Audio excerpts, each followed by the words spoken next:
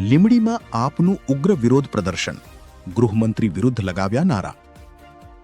લીંબડી ખાતે આમ આદમી પાર્ટી દ્વારા ગુજરાતમાં દારૂ ડ્રગ્સના વેચાણ અને કાયદો વ્યવસ્થાના મુદ્દે સરકાર વિરુદ્ધ ઉગ્ર વિરોધ પ્રદર્શન કરવામાં આવ્યો.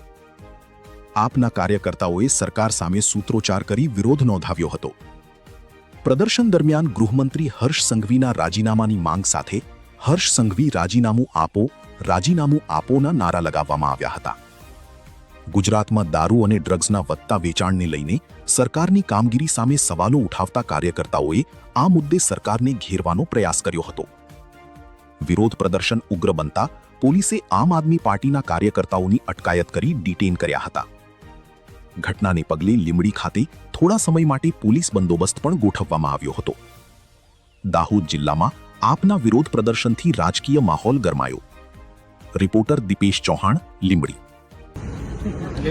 ગુજરાત સરકારમાં અત્યારે ઠેર ઠેર ગામડામાં હોય કે સિટીમાં હોય દરેક જગ્યાએ દારૂ વેચાઈ રહ્યો છે ને એમાં મોટા મોટા બુટલેગરો છે એ દારૂ વેચી રહ્યા છે ને એમનો જે હપ્તો છે પોલીસ વાળા ઉઘરાવી રહ્યા છે. સરકાર દ્વારા એમને લેવામાં આવ્યો છે. ત્યાં સરકાર દ્વારા એ ટકાવારી લેવામાં આવે છે. ગૃહમંત્રી હોય, મુખ્યમંત્રી હોય, આ ભાજપની સરકાર એમની પાસે ટકાવારી માંગે છે. તો એના કારણે અત્યારે જે ભાવનગરમાં જે લઠ્ઠાકાંડ થયું છે એમાં 10 માણસોના જીવ ગયા છે અને સાથે સાથે 40 માણસો દવાખાનામાં છે.